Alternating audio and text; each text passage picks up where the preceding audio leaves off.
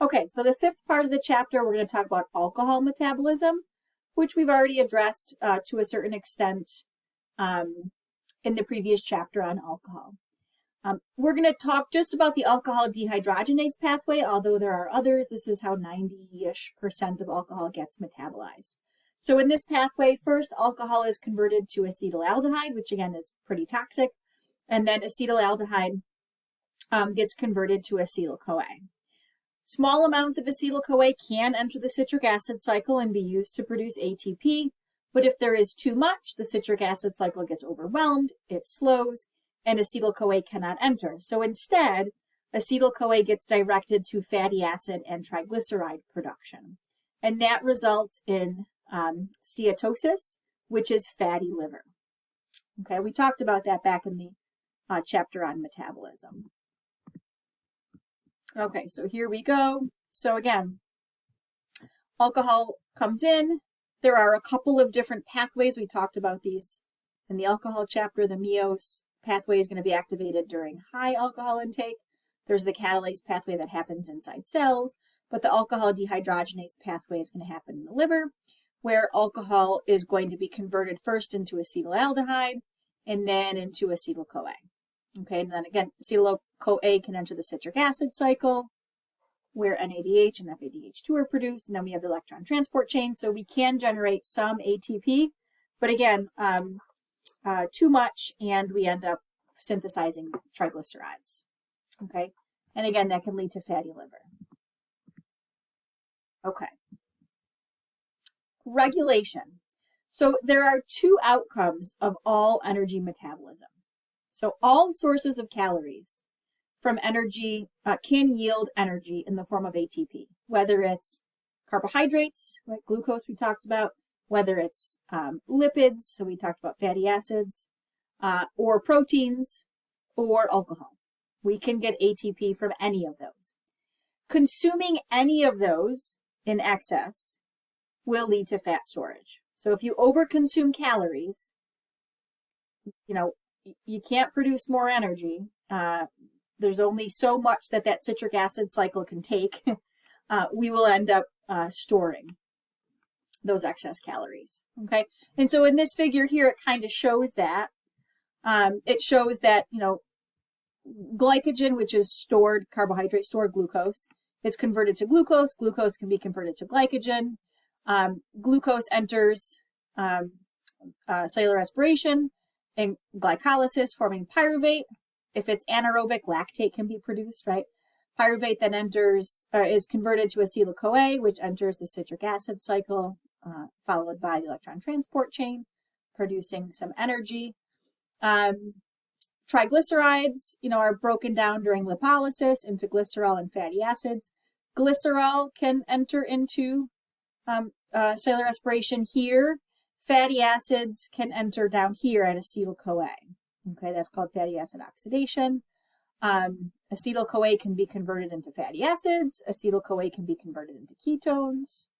Alcohol enters here at acetyl-CoA. Again, excess alcohol, or not enough, or sorry, too much, where it overwhelms the citric acid cycle.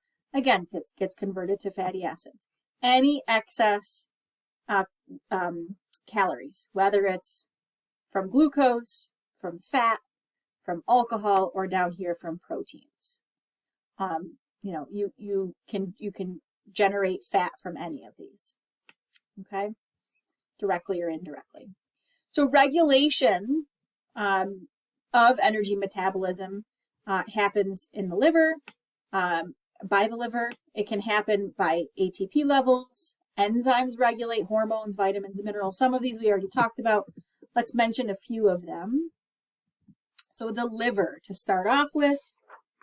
The liver plays a major role in metabolic processes. It responds to hormones and it makes use of vitamins. Okay. Most nutrients, either from the diet or being stored, have to pass through the liver, after absorption or after being broken down. Okay. Most will also get metabolized here, and some get stored here. Okay. So the liver is a major organ of regulation. ATP concentrations. So ATP concentrations in cells, again, will help regulate metabolism. If ATP levels are high, then there will be a decrease in energy yielding reactions and anabolic reactions. So reactions where we build up molecules will be promoted. We don't need ATP, we got a lot of it. So let's start building some stuff. Under low ATP concentrations, that's going to stimulate metabolism. It's going to stimulate the breakdown of energy yielding pathways. Okay, hormonal control. Low levels of insulin is going to promote gluconeogenesis, so the production of glucose, mainly from proteins. It will also promote protein breakdown. Okay, we need amino acids to make glucose, so we're gonna break down protein. It will also stimulate lipolysis. Okay, so if we don't have insulin, then we don't have glucose, which means that our body will turn to stored fat. Okay. Increase in insulin is going to promote the synthesis of glycogen. So high insulin means we have high levels of glucose on hand, which means we can store it as glycogen. Fat will also be synthesized. We have enough glucose, so let's take anything excess calorie-wise, and we'll just produce fat. And it will also stimulate the synthesis of building things like proteins. Okay, I put this in here. This again is from our textbook. It shows how vitamins and minerals are used for energy metabolism. You will see niacin on here a bunch. We talked about the role of niacin already. You will see other B vitamins, B6, riboflavin.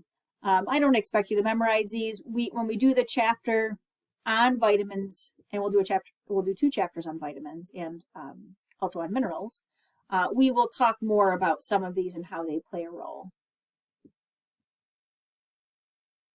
Okay. So the last part of this chapter, I believe, is going to be about feasting and fasting. So when we're eating a lot, when we're not eating a lot, we'll be fasting, and feasting when we're consuming an overabundance of calories. Both of these states affect metabolism. The form of each macronutrient and the rate at which it is going to be used when calorie supplies are either too low during fasting or exceeding needs during feasting, it's going to be dependent, okay, on those states. Okay, let's talk about fasting first. Okay, so again, this is limiting the body of nutrients. So during initial fasting, what the body's going to do is it's going to turn to glycogen stores, and it will also turn to fatty acids, okay, present. That's going to be for the first few hours.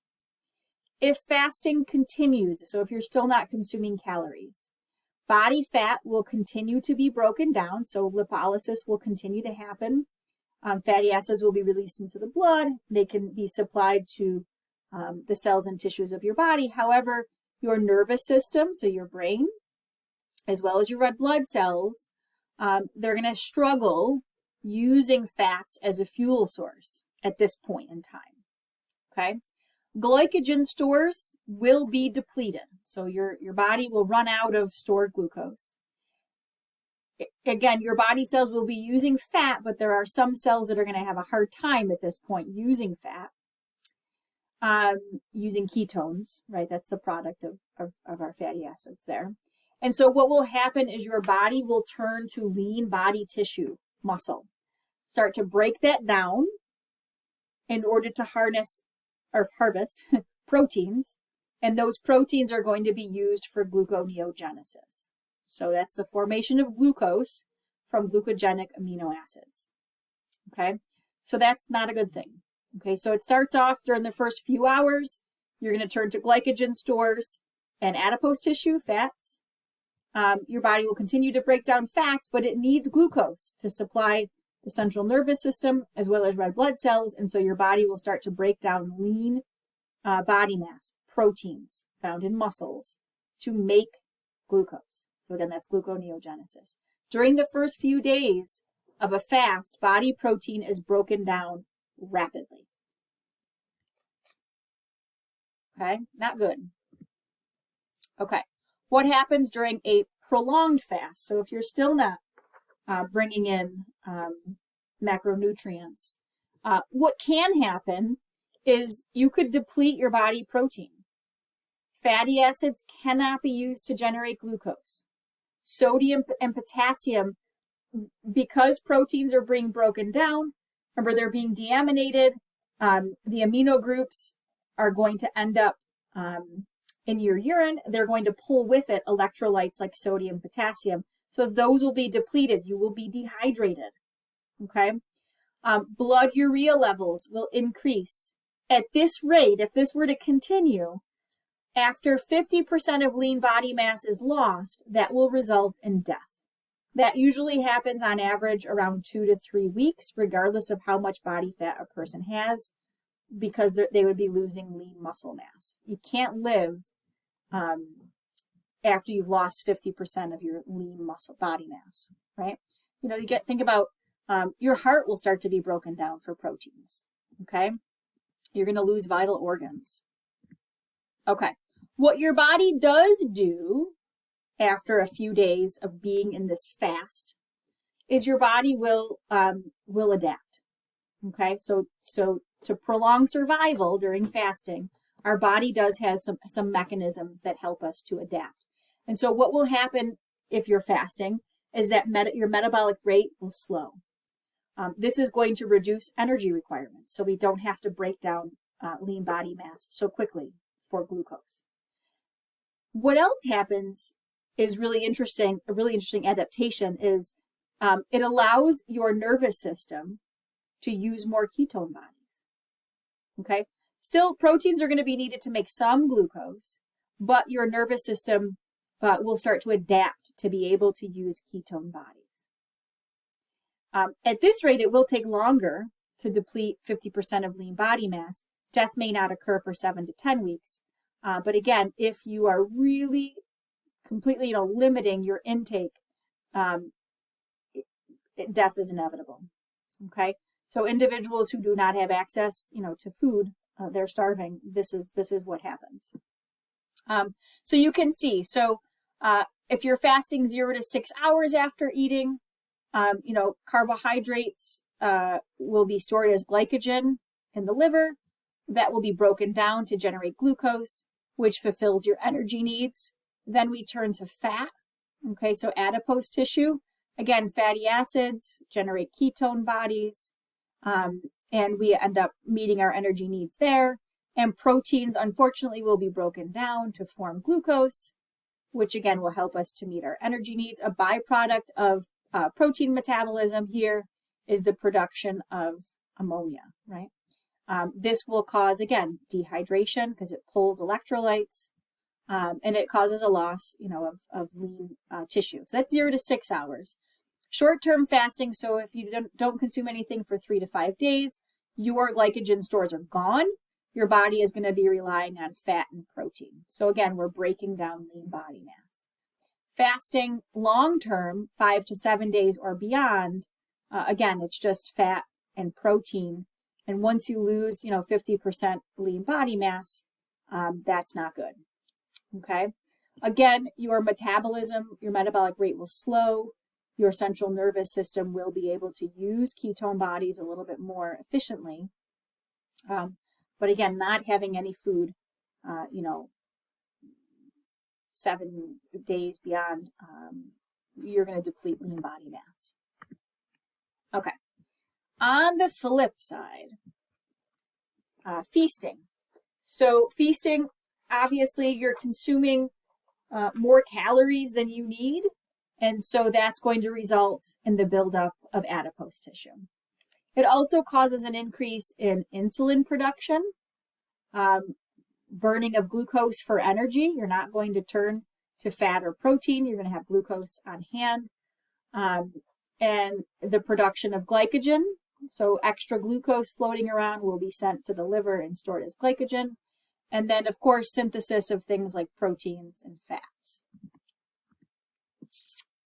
Okay, so let's talk about individual groups here. So carbohydrates consumed in excess first are going to be sent to the liver to build glycogen stores. Once glycogen stores are filled and you can't add any more, glucose, it could be used for energy, but if it's not needed for that, it will just be used to build fat. Okay, and that's going to reduce fat breakdown because you're building more fat. If fat is consumed in excess, it gets stored in adipose tissue. If you're consuming too much fat, little energy is going to be required to do that. High fat, high energy diets promote body fat production. Okay, protein. Protein consumed in excess does not promote muscle development. Some amino acids will stay in the pool or form fatty acids, but pretty much excess protein consumption equals conversion to and storage of fat. Okay, so the bottom line is anyone who consumes more calories from any of the energy yielding nutrients, whether it's carbohydrates, fats, proteins, or alcohol, then the body can use, that's going to result in a weight gain. And so again, moderation is key. We don't want to overconsume any type. Okay, so again, just an overview of fuels for metabolism. We can use carbohydrates, right? Gets broken down into glucose. Glucose can get stored as glycogen. Glucose is the main fuel source for muscles, brain, and nervous system. It's part of the nervous system.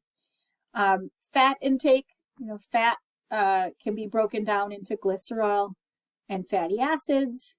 Fatty acids can be, and glycerol can come together to form triglycerides, which can then be broken down to yield energy.